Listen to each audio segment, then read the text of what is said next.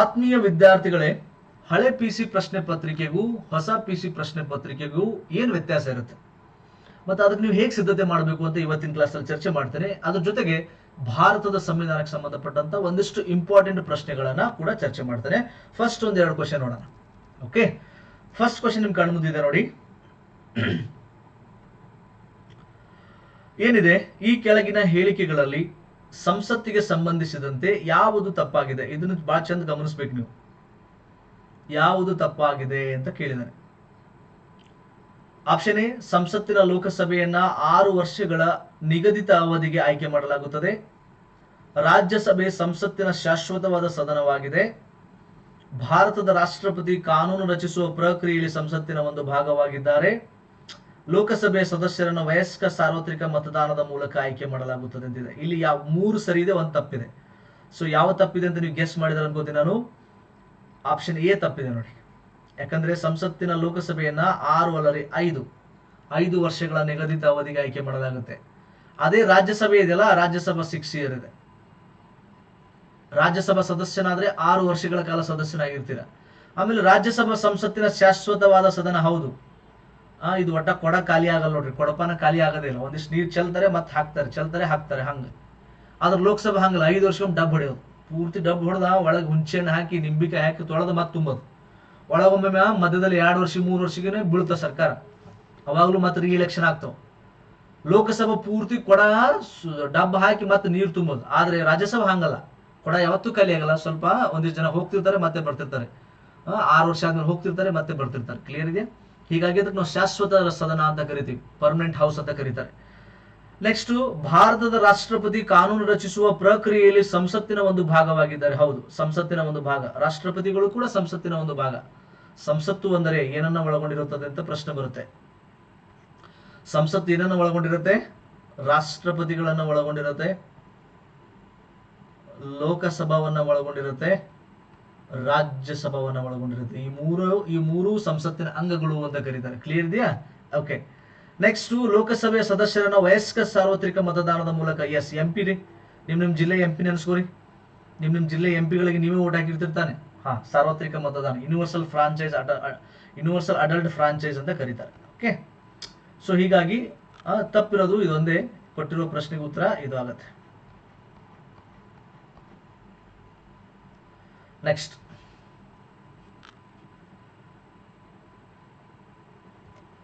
ಭಾರತದ ಚುನಾವಣಾ ಆಯೋಗವು ಡ್ಯಾಶ್ ಹೊಂದಿದೆ ಅಂತಿದೆ. ಇದು ಬಹಳ ಇಂಪಾರ್ಟೆಂಟ್ ಕ್ವಶನ್ ನೋಡಿ, ಇದು ಗ್ಯಾರಂಟಿ ಕ್ವಶನ್ ಇದು. ಆಪ್ಷನ್ ಎ ಅರೆ ನ್ಯಾಯಾಂಗ ಅಧಿಕಾರ, ಆಪ್ಷನ್ ಬಿ ಸಲಹಾ ಅಧಿಕಾರ, ಆಪ್ಷನ್ ಸಿ ಮಿಲಿಟರಿ ಅಧಿಕಾರ, ಆಪ್ಷನ್ ಡಿ ನಿಯಂತ್ರಣ ಅಧಿಕಾರ. ಸೊ ಇಲ್ಲಿ ಅರೆ ನ್ಯಾಯಾಂಗ ಅಂದ್ರೆ ಕ್ವಾಸಿ ಜುಡಿಷಿಯಲ್ ಅಂತ ಕರೀತಾರೆ. Okay, semi judicial or quasi judicial ಅಂತ ಕರೀತಾರೆ. ಕ್ವಾಸಿ ಜುಡಿಷಿಯಲ್ ಅಂತ ಕರೀತಾರೆ. ಅರ್ಥ ಆಯ್ತಾ? ಕ್ವಾಸಿ ಅಥವಾ ಸೆಮಿ ಅಂತ ಕರೀತಾರೆ. ಸೊ ಇಲ್ಲಿ ಅರೆ ನ್ಯಾಯಾಂಗ ಅಧಿಕಾರ, ಸಲಹಾ ಅಧಿಕಾರ, ಮಿಲಿಟರಿ ಅಧಿಕಾರ ಅಂದ್ರೆ ಇಲ್ಲೇ ಇಲ್ಲ ಬಿಡ್ರಿ. ನಿಯಂತ್ರಣ ಅಧಿಕಾರ ಆತರ ಇಲ್ಲ. ಇಲ್ಲಿ ಅರೆ ನ್ಯಾಯಾಂಗ ಅಧಿಕಾರ ನೋಡಿ. ಅರೆ ನ್ಯಾಯಾಂಗ ಅಧಿಕಾರ ಅಂದ್ರೆ ಏನ್ರಿ? ಯಾವುದೇ ಒಂದು ಆಡಳಿತಾತ್ಮಕ ಸಂಸ್ಥೆ, ಓಕೆ, ಅಡ್ಮಿನಿಸ್ಟ್ರೇಟಿವ್ ಇನ್ಸ್ಟಿಟ್ಯೂಷನ್ ಅಂತ ಕರಿತೀವಿ. ಆಡಳಿತಾತ್ಮಕ ಸಂಸ್ಥೆ ನ್ಯಾಯವನ್ನ ಕೊಡುವಂತ ಅಧಿಕಾರ ಹೊಂದಿರುತ್ತೆ. ಫಾರ್ ಎಕ್ಸಾಂಪಲ್, ಈಗ ಯಾರಾದ್ರೂ MP MLA ತಪ್ಪು ಮಾಡಿದ್ರೆ ಅವರಿಗೆ ಎನ್ಕ್ವೈರಿ ಮಾಡ್ತಾರೆ. ಎನ್ಕ್ವೈರಿ ನೋಡ್ರಿ, ನ್ಯಾಯಾಂಗ ಮಾಡೋದು, ಕೋರ್ಟ್ಗಳು ಮಾಡೋ ಕೆಲಸ ಮಾಡ್ತಾರೆ, ಎನ್ಕ್ವೈರಿ ಮಾಡ್ತಾರೆ. ಆಮೇಲೆ ಏನ್ ಮಾಡ್ತಾರೆ, ಮತ್ತೆ ಅವರಿಗೆ ಕರೀತಾರೆ, ಮತ್ತೆ ನೀವು ಮತ್ತೆ ಬರಬೇಕು, ನಿಮ್ಮ ಮೇಲೆ ವಿಚಾರಣೆ ಆಗುತ್ತೆ. ಆಮೇಲೆ ನೀವು ತಪ್ಪಿತಸ್ಥರಲ್ಲ ಅಂತ ನೀವು ಪ್ರೂವ್ ಆಗುತ್ತೋ ಇಲ್ಲ ಎಲ್ಲನೂ ಕೂಡ ಚೆಕ್ ಮಾಡ್ತಾರೆ. ತನ್ನ ಅಧಿಕಾರ ವ್ಯಾಪ್ತಿಯಲ್ಲಿ ಚುನಾವಣಾ ಆಯೋಗ ಏನ್ ಮಾಡುತ್ತೆ? ಒಂದಿಷ್ಟು ನ್ಯಾಯಾಂಗದ ಕೆಲಸಗಳನ್ನ ಮಾಡುತ್ತೆ, ಎಲ್ಲ ಅಲ್ಲ, ಒಂದಿಷ್ಟು ನ್ಯಾಯಾಂಗದ ಕೆಲಸಗಳನ್ನ ಮಾಡುತ್ತೆ. ತಪ್ಪಿತಸ್ಥರನ್ನ ಹುಡುಕುತ್ತೆ, ನೀವು ತಪ್ಪಿತಸ್ಥ ಹೌದು ಅಲ್ಲ ಅಂತ ಚೆಕ್ ಮಾಡುತ್ತೆ. ಸೊ ಹೀಗಾಗಿ ನ್ಯಾಯಾಂಗದ ಕೆಲಸಗಳನ್ನ ಮಾಡೋದ್ರಿಂದ ಸಂಪೂರ್ಣ ಅಲ್ಲ, ಆದ್ರೆ ಅರ್ಧ ಮಾಡುತ್ತೆ. ಹೀಗಾಗಿ ಅರೆ ನ್ಯಾಯಾಂಗ ಅಧಿಕಾರವನ್ನ ಹೊಂದಿರುತ್ತವೆ, ನೆನ್ಪಿಟ್ಕೊಳ್ಳಿ. ಓಕೆ.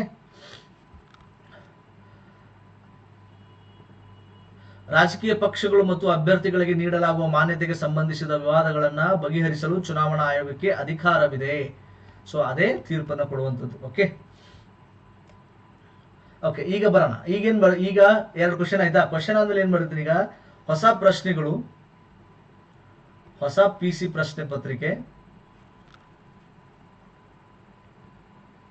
ಮತ್ತು ಹಳೆ PC ಪ್ರಶ್ನೆ ಪತ್ರಿಕೆ ಏನು ವ್ಯತ್ಯಾಸ? ಓಕೆ, ವ್ಯತ್ಯಾಸಗಳು ಹೇಳ್ತಾ ಹೋಗ್ತೀನಿ, ಭಾಳ ಚಂದ ನೆನ್ಪಿಟ್ಕೋರಿ. ಓಕೆ, ಫಸ್ಟ್ ಒಂದೇದು ನೋಡ್ರಿ, ಈಗ KE ಮಾಡ್ತಾ ಇದ್ರು, ಇದು ಭಾಳ ಡಿಫ್ರೆನ್ಸ್. ಮುಂಚೆಲ್ಲ ಯಾರು ಮಾಡ್ತಿದ್ರು? KSP ಮಾಡ್ತಿದ್ರು, ಕರ್ನಾಟಕ ಸ್ಟೇಟ್ ಪೊಲೀಸ್ನವ್ರು ಮಾಡ್ತಿದ್ರು. ಆದ್ರೆ ಈಗ ಕರ್ನಾಟಕ ಎಕ್ಸಾಮಿನೇಷನ್ ಅಥಾರಿಟಿ ಅವ್ರು ಮಾಡ್ತಾ ಇದ್ದಾರೆ. ಓಕೆ, ನೆಕ್ಸ್ಟ್ ಎರಡನೇದು ಏನಪ್ಪಾ ಅಂದ್ರೆ, ಸುಮಾರು ಒಂದು 20 ರಿಂದ 30 ಪೇಜ್ ಕ್ವಶನ್ ಪೇಪರ್ ಹೆಚ್ಚಿಗೆ ಇರುತ್ತೆ, ಇನ್ನೂ ಹೆಚ್ಚಿಗೆ ಇರುತ್ತೆ. ಅವಾಗೆಲ್ಲ ಈಗ 10 ರಿಂದ 20 ಪೇಜಲ್ಲಿ ಮುಗಿತಿತ್ತು. ಆದ್ರೆ ಈಗ ಈ ಸಲ 20 ರಿಂದ 30 ಅಥವಾ ನೀವು 40 ಅಂತ ಅಂದ್ರೆ ತಪ್ಪಾಗ್ಲಿಕ್ಕಿಲ್ಲ. ಕ್ವಶನ್ ಪೇಪರ್ಸ್ ಎಲ್ಲ ಲೆಂತ್ ಇರುತ್ತೆ. ಉದ್ದವಾದ ಪ್ರಶ್ನೆ ಪತ್ರಿಕೆ, ಉದ್ದವಾದ ಪ್ರಶ್ನೆ ಪತ್ರಿಕೆ ಇರುತ್ತೆ. KE ನೋಡ್ರಿ ನೀವು, ಲಾಸ್ಟ್ ಒಂದು 10 ಪ್ರಶ್ನೆ ಪತ್ರಿಕೆ ತೆಗೆದು ನೋಡ್ರಿ. SDA ಫ್ರೀ ಕೋಚಿಂಗ್ದು, FDA SDA ಎಲ್ಲ ನೋಡ್ರಿ ನೀವು. ಲಾಸ್ಟ್ 545 PSI ನೋಡ್ರಿ, 402 PSI ನೋಡ್ರಿ. ಕ್ವಶನ್ಸ್ ಸ್ವಲ್ಪ ಲೆಂತಿ ಇರ್ತವೆ, ಲೆಂತಿ ಉದ್ದ ಇರ್ತವೆ. ಇಲ್ಲೆಲ್ಲ ನಿಮ್ಗೆ 1.5 ಗಂಟೆ ಸಾಕ. ಆಕ್ಚುಲಿ ನಿಮ್ಗೆ 1.5 ಗಂಟೆ ಇದೆ, ಸಮಯ ಗೊತ್ತಿರಲಿ ನಿಮಗೆ. 1.5 ಗಂಟೆ ಇದೆ, 1.5 ಗಂಟೆ ಇದೆ. ಇಲ್ಲಿ 1.5 ಗಂಟೆ ಆರಾಮ್ಸೆ ಸಾಕಾಗ್ತಿತ್ತು, ಯಾಕಂದ್ರೆ ಕ್ವಶನ್ ಸಣ್ಣ ಸಣ್ಣ ಇರ್ತಿದ್ವು. ಆದ್ರೆ ಈಗ 1.5 ಗಂಟೆ ಸಾಕಾಗಲ್ಲ, ಬಹಳ ದೊಡ್ಡ ಚಾಲೆಂಜ್ ಇದು. ನಾನು ಮುಂದಿನ ದಿನಗಳಲ್ಲಿ ವಿಡಿಯೋ ಮಾಡ್ತೀನಿ, 1.5 ಗಂಟೆಯಲ್ಲಿ ನೀವು ಹೆಂಗೆ ಸಾಲ್ವ್ ಮಾಡಬೇಕು ಅಂತ ಹೇಳ್ತೀನಿ. ಅದಕ್ಕೆ ನನ್ನ ಚಾನಲ್ ಸಬ್ಸ್ಕ್ರೈಬ್ ಮಾಡಿ. ನಾನು ವಿಡಿಯೋ ಮಾಡೋದಿಲ್ಲ, ಅದ್ರ ಮೇಲೆ ಒಂದು 8-10 ನಿಮಿಷದ ವಿಡಿಯೋ ಮಾಡಬೇಕು. ಸೊ ಫಸ್ಟ್ ವ್ಯತ್ಯಾಸ ಗೊತ್ತಿರಲಿ ನಿಮಗೆ, ಯಾಕಂದ್ರೆ ಗೊತ್ತಿರ್ಬೇಕು. ನೀವು ಎಕ್ಸಾಮ್ ಬರೀತಾರೆ ಅಂದ್ರೆ ಎಲ್ಲನೂ ನಿಮಗೆ ಕ್ಯಾಲ್ಕುಲೇಷನ್ ಗೊತ್ತಿರ್ಬೇಕು. ಸುಮಾರು ಈ ಸಲ ಒಂದು 5 ರಿಂದ 6 ಲಕ್ಷ ಜನ ಬರೀತಾರೆ. ಯಾಕ್ರಿ ಈ ಸಲ ಹೆಚ್ಚಿಗೆ ಬರೀತಾ ಇದ್ದಾರೆ? ವಯೋಮಿತಿ ಸಡಿಲಿಕೆ ಆಗಿದೆ, ಏಜ್ ರಿಲ್ಯಾಕ್ಸೇಷನ್ ಕೊಟ್ಟಿದ್ದಾರೆ. ಸೊ ಇಂಥ ಕಾಂಪಿಟೇಷನ್ ಅಲ್ಲಿ ಪ್ರತಿಯೊಂದು ಸಣ್ಣ ಸಣ್ಣ ಲೆಕ್ಕಾಚಾರ ಇರ್ಬೇಕು ನಿಮ್ಮ ಹತ್ರ. ಗೊತ್ತಾಯ್ತಾ? ಈ ಹೊಸ PC ಪ್ರಶ್ನೆ ಪತ್ರಿಕೆಗೆ ನೆಕ್ಸ್ಟ್ ಬರೆಯಕ್ಕೆ ಹೋಗ್ತಿರಲ್ಲ ನೀವು, KE ಮಾಡ್ತಾ ಇದ್ದಾರೆ, ಮುಂಚೆ KSP ಮಾಡ್ತಿದ್ರು. ಆಮೇಲೆ ತುಂಬಾ ಲೆಂತ್ ಇರುತ್ತೆ ಕ್ವಶನ್ ಪೇಪರ್. ಒಂದೊಂದು ಪ್ರಶ್ನೆ ಅರ್ಧ ಪೇಜ್, ಅದು ಒಂದೊಂದು ಪ್ರಶ್ನೆ ಒಂದೊಂದು ಪೇಜೇ ಇರ್ತವೆ, ಉದ್ದವಾದಿರುತ್ತೆ. ಆಮೇಲೆ ಇಲ್ಲಿ ಮುಂಚೆ ಚಿಕ್ಕದಿರ್ತಿತ್ತು. ನೆಕ್ಸ್ಟ್ ಏನಪ್ಪಾ ಅಂದ್ರೆ ಅನಾಲಿಟಿಕಲ್ ಕ್ವಶನ್ಸ್ ಬರುತ್ತೆ. ಅನಾಲಿಟಿಕಲ್ ಕ್ವಶನ್ಸ್ ಅಂದ್ರೆ ಗೊತ್ತಾಗುತ್ತಾ ನಿಮಗೆ? ವಿಶ್ಲೇಷಣಾತ್ಮಕ ಪ್ರಶ್ನೆಗಳು ಅಂತ ಕರೀತಾರೆ.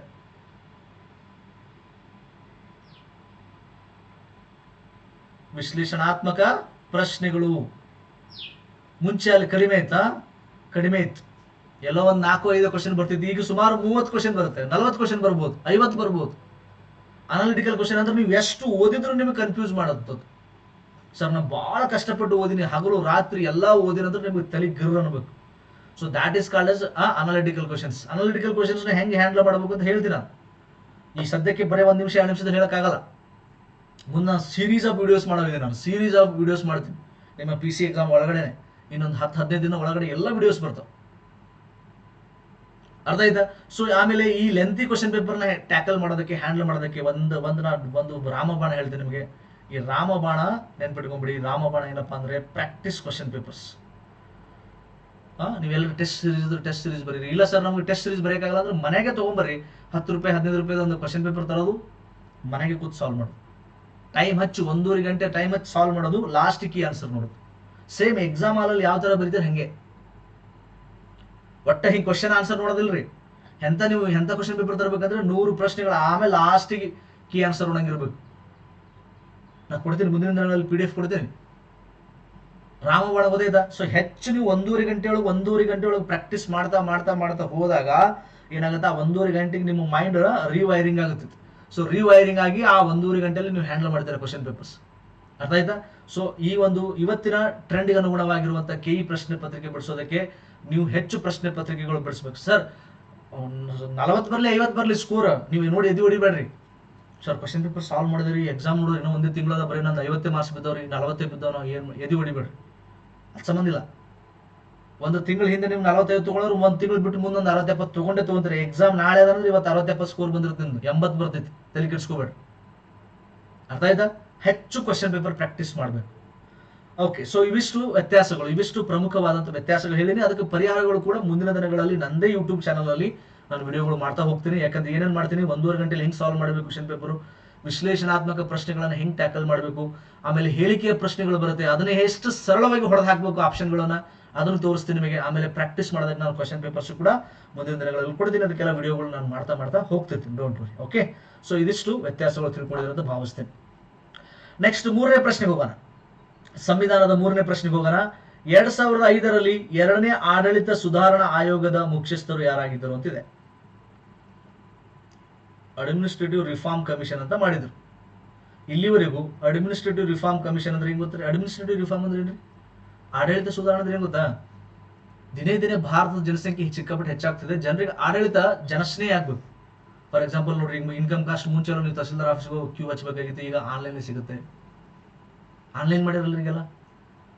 ಎಲ್ಲ ಆನ್ಲೈನು ಈ ಗವರ್ನೆನ್ಸ್ ಅಂತ ಕರೀತಾರೆ. ಅದಕ್ಕೆ ಈ ಗವರ್ನೆನ್ಸ್ಗೆ ಹೆಚ್ಚು ಮಹತ್ವ ಕೊಟ್ಟಿದೆ ಈ ಎರಡನೇ ಆಡಳಿತ ಸುಧಾರಣೆ. ಎರಡನೇ ಆಡಳಿತ ಸುಧಾರಣೆ ಪ್ರಮುಖ ಶಿಫಾರಸು ಏನು ಗೊತ್ತಾ? ನಮ್ಮ ದೇಶದಲ್ಲಿ ಈ ಗವರ್ನೆನ್ಸ್ ತಗೊಂಡೇ ಬರ್ಬೇಕಂದ್ರು. ಈ ಆಡಳಿತ ಇಲ್ಲ ಅಂದ್ರೆ ಜನರಿಗೆ ಆಡಳಿತ ಸಿಗಲ್ಲ ಸರಿಯಾಗಂದ್ರು. ಸೊ ಇದರ ಅಧ್ಯಕ್ಷರು ಯಾರಾಗಿದ್ರು ಅಂತ ಕೇಳಿದ್ರೆ, ಇದ್ರ ಮುಖ್ಯಸ್ಥರು ಯಾರಪ್ಪ ಅಂದ್ರೆ ನಮ್ಮ ಹೆಮ್ಮೆಯ ಕನ್ನಡಿಗ ವೀರಪ್ಪ ಮೊಯ್ಲಿ. ಅರ್ಥ ಆಯ್ತಾ? ಇಲ್ಲಿವರೆಗೂ ಅಡ್ಮಿನಿಸ್ಟ್ರೇಟಿವ್ ರಿಫಾರ್ಮ್ಸ್ ಕಮಿಷನ್ 2 ಸಲ ಮಾಡಿದ್ದಾರೆ. ಫಸ್ಟ್ ಯಾವಾಗ 1966 ಅಲ್ಲಿ, 1966ರಲ್ಲಿ. ಅದು ಮೊರಾರ್ಜಿ ದೇಸಾಯಿ ಅವರ ಅವರ ಒಂದು ಅಧ್ಯಕ್ಷತೆಯಲ್ಲಿ, ಮೊರಾರ್ಜಿ ದೇಸಾಯಿ ಅವರ ಅಧ್ಯಕ್ಷತೆಯಲ್ಲಿ ಮೊದಲು ಮಾಡಿದ್ರು. ಈಗ ಎರಡನೇದು 2005, ಇದು ವೀರಪ್ಪ ಮೊಯ್ಲಿ ಅವರ ಅಧ್ಯಕ್ಷತೆಯಲ್ಲಿ ಮಾಡಿದ್ದಾರೆ, ಗೊತ್ತಿರಲಿ. ಓಕೆ, ಇವರು ಸೆಕೆಂಡ್, ಇವರು ಫಸ್ಟ್. ಓಕೆ, ಎಕ್ಸ್ಪ್ಲೇನ್ ಮಾಡಿದೆ ನಾವು. ಆಮೇಲೆ ವಿಡಿಯೋ ಪಾಸ್ ಮಾಡ್ಕೊಂಡು ನೋಡ್ಬೋದು. ರಾಜ್ಯ ತುರ್ತು ನೋಡಿ, ರಾಜ್ಯ ಸ್ಟೇಟ್ ಎಮರ್ಜೆನ್ಸಿ ಅಂತ ಕರಿತೀವಿ. ರಾಜ್ಯ ತುರ್ತು ಪರಿಸ್ಥಿತಿಯನ್ನು ವಿಸ್ತರಿಸಲು ಪ್ರತಿ ಎಷ್ಟು ಅವಧಿಗೆ ಸಂಸತ್ತಿನ ಅನುಮೋದನೆ ಪಡೆಯಬೇಕು? ರಾಜ್ಯ ತುರ್ತು ಪರಿಸ್ಥಿತಿಯನ್ನು ವಿಸ್ತರಿಸಲು ಪ್ರತಿ ಎಷ್ಟು ಅವಧಿಗೆ ಸಂಸತ್ತಿನ ಅನುಮೋದನೆ ಪಡೆಯಬೇಕು? ಸೊ ಇಲ್ಲಿ ಕೊಟ್ಟಿರುವ ಪ್ರಶ್ನೆಗೆ ಉತ್ತರ ನೋಡಿ, ಹಾಕಿದ್ರೆ ಅಂತ ಮಾಡ್ತೀನಿ, ಗೆಸ್ ಮಾಡಿದ್ರೆ ಅನ್ಕೋತೀನಿ. 6 ತಿಂಗಳು ನೋಡ್ರಿ. ಸೊ ಈಗ ಯಾವುದೋ ಒಂದು ರಾಜ್ಯದ ಮೇಲೆ ರಾಜ್ಯ ತುರ್ತು ಪರಿಸ್ಥಿತಿ ಹಾಕಿದ್ದಾರೆ. 356 356ನೇ ವಿಧಿ ಪ್ರಕಾರ ರಾಜ್ಯ ತುರ್ತು ಪರಿಸ್ಥಿತಿ ಹಾಕಿದ್ದಾರೆ. ಹಾಕಿದ ತಕ್ಷಣ ಒಂದ್ಸಲ ಹಾಕಿದ್ಮೇಲೆ ಮುಂದೆ 6 ತಿಂಗಳು ವ್ಯಾಲಿಡಿಟಿ ಇರುತ್ತೆ. ಅಂದ್ರೆ ಪ್ರತಿ 6 ತಿಂಗಳಿಗೊಮ್ಮೆ ನೀವೇನ್ ಮಾಡಬೇಕು? ಸಂಸತ್ತಿನ ಅನುಮೋದನೆ ಪಡ್ಕೋಬೇಕು. 1 ವರ್ಷಕ್ಕಿಂತ ನೀವು ಹೆಚ್ಚಿಗೆ ಹಾಕೋದಾದ್ರೆ, 1 ವರ್ಷಕ್ಕಿಂತ ಹೆಚ್ಚಿಗೆ ಹಾಕಿದ್ರೆ ಅಲ್ಲಿ ಸ್ಟ್ರಿಕ್ಟ್ ರೆಸ್ಟ್ರಿಕ್ಷನ್ಸ್ ಇದೆ. ಅಲ್ಲಿ 2-3 ಮಾನದಂಡಗಳು ಬರ್ತವೆ. ಆ 2-3 ಮಾನದಂಡಗಳ ಅಡಿಯಲ್ಲಿ ಹಾಕ್ಬೇಕಾಗುತ್ತೆ, ಇಲ್ಲಾಂದ್ರೆ ಅದು ನಡೆಯಲ್ಲ. ಆಮೇಲೆ ಮ್ಯಾಕ್ಸಿಮಮ್ ಎಲ್ಲಿವರೆಗೂ ಒಂದು ರಾಜ್ಯದ ಮೇಲೆ ನೀವು ರಾಜ್ಯ ತುರ್ತು ಪರಿಸ್ಥಿತಿ ಹೇಳ್ಬೋದು ಅಂದ್ರೆ, ಮುಂಚೆ ಅನಿರ್ದಿಷ್ಟ ಅವಧಿ ಇತ್ತು, ಬಟ್ ಈಗ 3 ವರ್ಷ ಅಂತ ಮಾಡಿದ್ದಾರೆ. ಸೊ ಗರಿಷ್ಠ 3 ವರ್ಷಗಳ ಕಾಲ ಒಂದು ರಾಜ್ಯದ ಮೇಲೆ ನೀವು ರಾಜ್ಯ ತುರ್ತು ಪರಿಸ್ಥಿತಿ ಹೇರೋದಕ್ಕೆ ಸಾಧ್ಯ, ಅದಕ್ಕಿಂತ ಹೆಚ್ಚಿಗಿಲ್ಲ. ಅದಕ್ಕಿಂತ ಮುಂಚೆ ಏನಿತ್ತು? ಅನಿರ್ದಿಷ್ಟ ಅಂತಿತ್ತು. ಈಗ ಅದು 3 ವರ್ಷ ಅಂತ ಮಾಡಿದ್ದಾರೆ, ಗೊತ್ತಿರಲಿ. Okay, next question. ಅಂಡಮಾನ್ ಮತ್ತು ನಿಕೋಬಾರ್ ಕೇಂದ್ರಾಡಳಿತ ಪ್ರದೇಶವು ಯಾವ ಹೈಕೋರ್ಟ್ ಅಧೀನದಲ್ಲಿ ಬರುತ್ತದೆ? ಅಂಡಮಾನ್ ಮತ್ತು ನಿಕೋಬಾರ್ ಕೇಂದ್ರಾಡಳಿತ ಪ್ರದೇಶವು ಯಾವ ಹೈಕೋರ್ಟ್ ಅಧೀನದಲ್ಲಿ ಬರುತ್ತದೆ ಅಂತಿದೆ. ಸೊ ಅಂಡಮಾನ್ ಮತ್ತು ನಿಕೋಬಾರ್ ಎದಕ್ಕೆ ಹತ್ರ ಆಗುತ್ತೆ ನೋಡ್ರಿ? ಕೋಲ್ಕತ್ತಾಕ್ಕೆ ಹತ್ರ ಆಗುತ್ತೆ. ಕೋಲ್ಕತ್ತಾ 1862ರಲ್ಲಿ ಈ ಒಂದು ಹೈಕೋರ್ಟ್ ಅನ್ನ ನಿರ್ಮಿಸಲಾಗಿದೆ. ಹಳೆಯ ಒಂದು ಹೈಕೋರ್ಟು ಕೋಲ್ಕತ್ತಾ ಹೈಕೋರ್ಟ್ಗೆ ಅಡಿಯಲ್ಲಿ ಬರುತ್ತೆ. ಅಂಡಮಾನ್ ಮತ್ತು ನಿಕೋಬಾರ್ ನೆನ್ಪಿಟ್ಕೊಳ್ಳಿ. C answer. ಕಲ್ಕತ್ತಾ ಹೈಕೋರ್ಟ್ ಭಾರತದ ಅತ್ಯಂತ ಹಳೆಯ ಹೈಕೋರ್ಟ್ ಆಗಿದೆ. ಇದು ಪಶ್ಚಿಮ ಬಂಗಾಳ ರಾಜ್ಯ ಮತ್ತು ಅಂಡಮಾನ್ ಮತ್ತು ನಿಕೋಬಾರ್ ದ್ವೀಪಗಳ ಕೇಂದ್ರ ಪ್ರದೇಶದ ಮೇಲೆ ಅಧಿಕಾರವನ್ನ ಹೊಂದಿದೆ. ಯಾಕಂದ್ರೆ ಕೇಂದ್ರಾಡಳಿತ ಪ್ರದೇಶಗಳು, ಕೆಲವೊಂದು ಕೇಂದ್ರಾಡಳಿತ ಪ್ರದೇಶಗಳು ತಮ್ಮದೇ ಆದ ಹೈಕೋರ್ಟ್ ಅನ್ನು ಹೊಂದಿಲ್ಲ, ಅವು ಬೇರೆ ರಾಜ್ಯಗಳ ಜೊತೆಗೆ ಅಟ್ಯಾಚ್ ಮಾಡಿದ್ದಾರೆ. Okay, question number 6. ಕೆಳಗಿನ ಯಾವ ಸೇವೆ ಅಖಿಲ ಭಾರತ ಸೇವೆ ಆಗಿಲ್ಲ ಅಂತ ಪ್ರಶ್ನೆ ಇದೆ. Which of the following is not A all India service?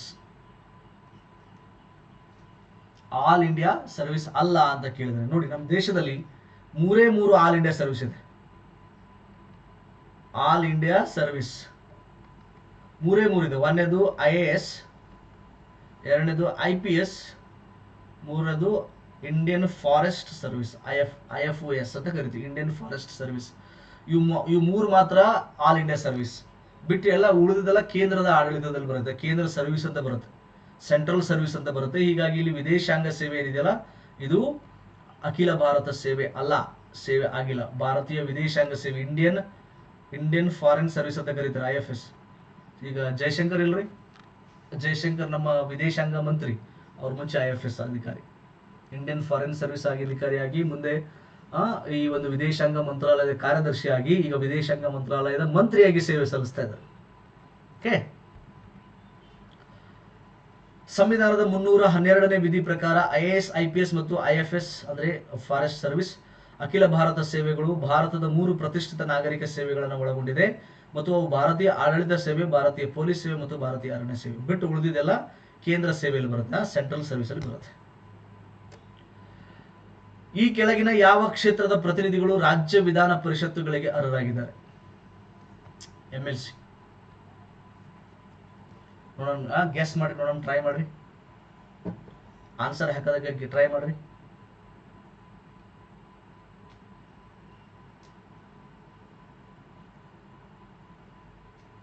ನೋಡ್ರಿ, MLC ಅಂದ್ರೆ ನಮ್ಮ ಕರ್ನಾಟಕದಲ್ಲಿ, ಫಾರ್ ಎಕ್ಸಾಂಪಲ್ ಕರ್ನಾಟಕ ತಗೊಳ್ಳೋಣ. ಕರ್ನಾಟಕದಲ್ಲಿ MLCಗಳ ಸಂಖ್ಯೆ 75 ಇದೆ, 75 ಇದೆ, ಹೌದಾ? ಸೊ ಯಾವುದೇ ರಾಜ್ಯದಲ್ಲಿ MLCಗಳು ಎಷ್ಟಿರ್ಬೇಕಂದ್ರೆ ಆ MLA ಸೀಟ್ ನ 1/3 ಅಷ್ಟು ಇರಬೇಕು.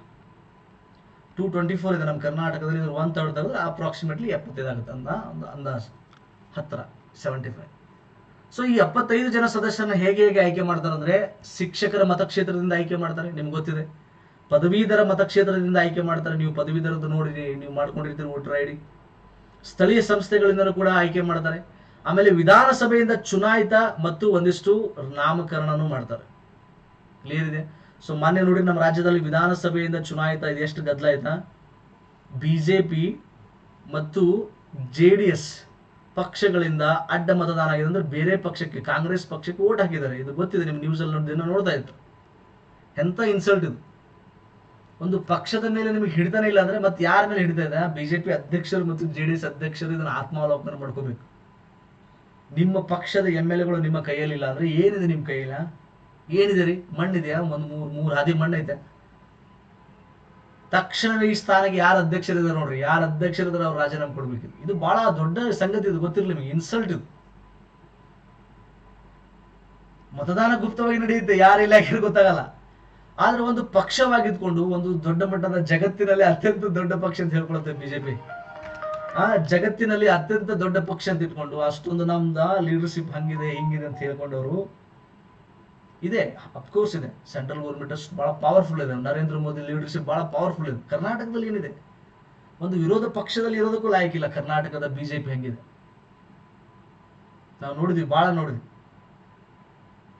ಇದೇ ಸಂದರ್ಭ ನೆನೆಸ್ಕೋರಿ, ಹಿಂದೆ ಕಾಂಗ್ರೆಸ್ ಪಕ್ಷ ವಿರೋಧ ಪಕ್ಷದಲ್ಲಿದ್ದಾಗ ಹೆಂಗ್ ಬಳಸ್ಕೋತು, ಆ ಬೊಮ್ಮಾಯಿ ಸರ್ಕಾರದ ಪ್ರತಿಯೊಂದು ವೀಕ್ನೆಸ್ ಗಳನ್ನ ಹೆಂಗ್ ಬಳಸ್ಕೊಂಡು ಜನರಲ್ಲಿ ಹೆಂಗ್ ಮೂಡಿಸಿ ಅಧಿಕಾರಕ್ಕೆ ಬಂದ್ರು. ಈಗ ಬಿಜೆಪಿಗೆ ಏನಾಗಿದೆ, 108 ಸಮಸ್ಯೆಗಳಿದೆ, ಒಂದ್ರ ಬಗ್ಗೆ ಮಾತಾಡ್ತಾರ? ನಮ್ಮ ಕರ್ನಾಟಕದಲ್ಲಿ ಇದೆ ವಿರೋಧ ಪಕ್ಷ ಸತ್ತು ಹೋಗಿದೆ. ಸೊ ಇದು ಮತ್ತೊಂದು ಸಾಕ್ಷಿ, ಪಕ್ಷದಲ್ಲಿ ಎಷ್ಟೊಂದು ಒಗ್ಗಟ್ಟಿಲ್ಲ, ಪಕ್ಷದೊಳಗೆ ಏನೆಲ್ಲ ಸಮಸ್ಯೆಗಳಿದೆ ಅನ್ನೋದಕ್ಕೆ ಇದು ಮತ್ತೊಂದು ಸಾಕ್ಷಿ. ಮೊನ್ನೆ MLC ಎಲೆಕ್ಷನ್ ದಲ್ಲಿ ಅಡ್ಡ ಮತದಾನ ಆಗಿ ಏನಾಗಿದೆ, ಬಹಳಷ್ಟು ಜನ ಕಾಂಗ್ರೆಸ್ ಪರವಾಗಿ ಓಟ್ ಹಾಕಿದ್ದಾರೆ. ಓಕೆ, ಒಂದೇ ನಿಮಿಷ ರೀ, ಕ್ಲಾಸಲ್ಲಿ ಒಂದು 10 ನಿಮಿಷ ಮಾತಾಡ್ತೀನಿ, ವಾಪಸ್ ಮಾಡ್ತೀನಿ, ಒಂದು 10 ನಿಮಿಷ ಬಿಟ್ಟು ಮಾಡ್ತೀನಿ ಕ್ಲಾಸಲ್ಲಿ. ಓಕೆ ನೋಡಿ, ಇಲ್ಲಿ ಕೊಟ್ಟಿರುವ ಆನ್ಸರ್ಗೆ ಬಿ ಆಗುತ್ತೆ, ಬಿ ಪರ್ಫೆಕ್ಟ್ ಆನ್ಸರ್ ಆಗುತ್ತೆ.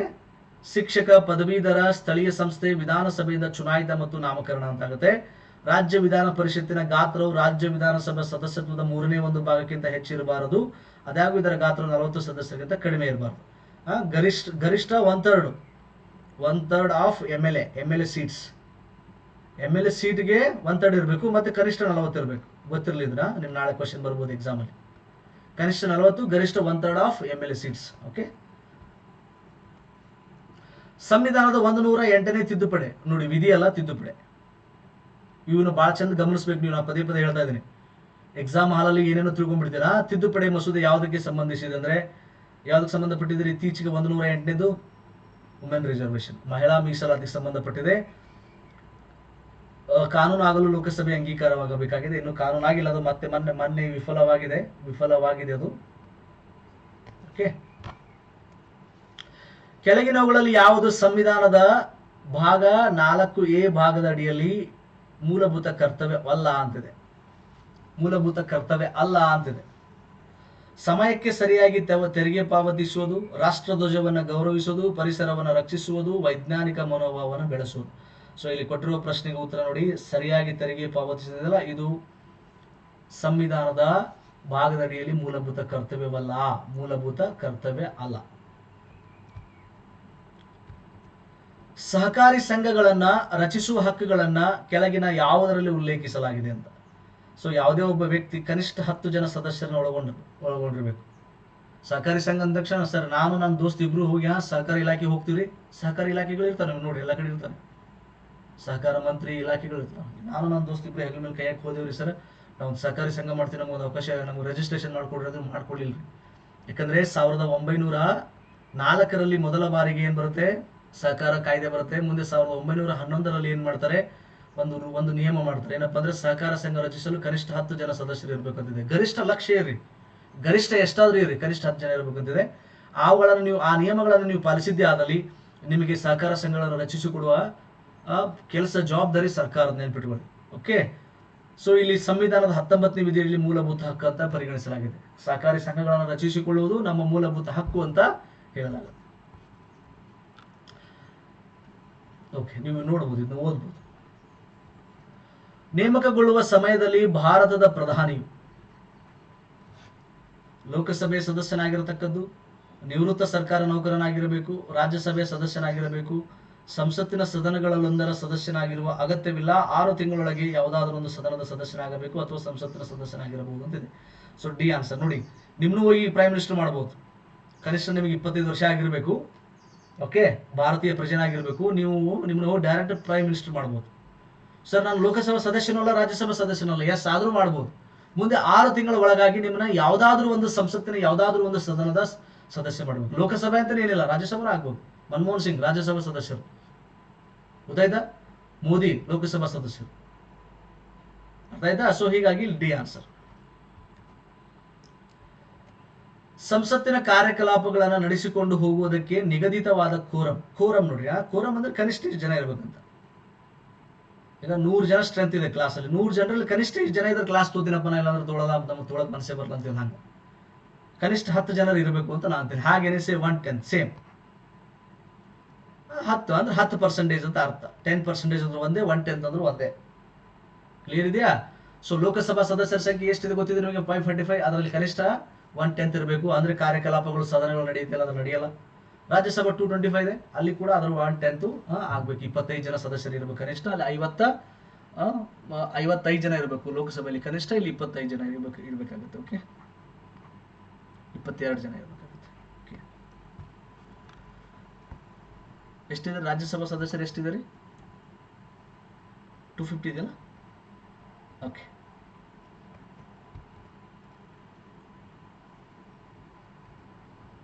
ಪಾರ್ಲಿಮೆಂಟಿನ ಸಂಯುಕ್ತ ಅಧಿವೇಶನ ಅಧ್ಯಕ್ಷರು ಅಂದ್ರೆ ಜಂಟಿ ಅಧಿವೇಶನ ಅಧ್ಯಕ್ಷರು, ಜಾಯಿಂಟ್ ಸೆಷನ್ ಅಂತ ಕರೀತೀವಿ ನಾವು.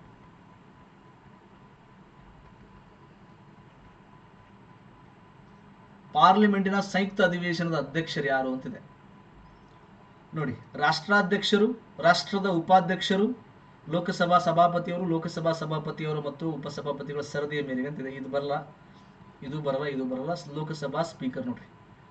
ಓಕೆ, ಜಂಟಿ ಅಧಿವೇಶನ ಜಾಯಿಂಟ್ ಸೆಷನ್ದು ಅಧ್ಯಕ್ಷತೆ ಯಾರು ವಹಿಸ್ಕೊತಾರೆ? ಲೋಕಸಭಾ ಸಭಾ. ಇವ್ರು ಇಲ್ಲ ಅಂದ್ರೆ ಯಾರು ಅಂತ ಪ್ರಶ್ನೆ ಬರುತ್ತೆ. ಇವ್ರು ಇಲ್ಲ ಅಂದ್ರೆ ಉಪಸಭಾಪತಿಗಳು.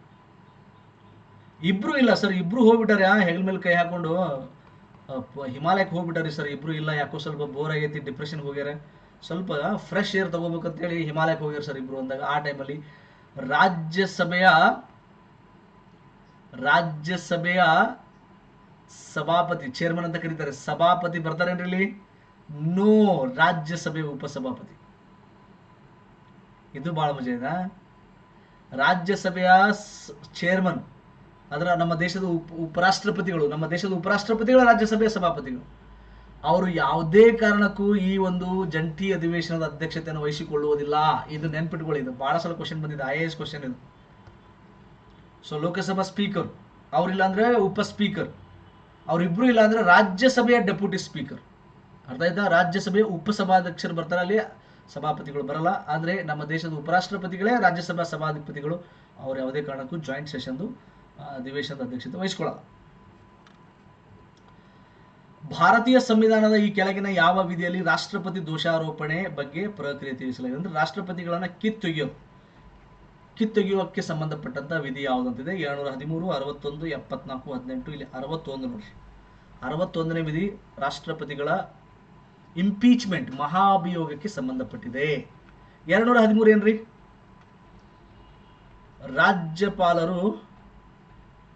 ರಾಜ್ಯಪಾಲರ ಸುಗ್ರೀವಾಜ್ಞೆ ಹೊರಡಿಸುವ ಅಧಿಕಾರದ ಬಗ್ಗೆ ಮಾತನಾಡುತ್ತೆ. ಸುಗ್ರೀವಾಜ್ಞೆ ಹೊರಡಿಸುವ ಅಧಿಕಾರದ ಬಗ್ಗೆ ಮಾತನಾಡುತ್ತೆ. ಓಕೆ, 74 ಏನ್ ಹೇಳುತ್ತೆ? ಪ್ರಧಾನಮಂತ್ರಿಯೊಳಗೆ ಕೇಂದ್ರದಲ್ಲಿ ಪ್ರಧಾನಮಂತ್ರಿ ಒಳಗೊಂಡ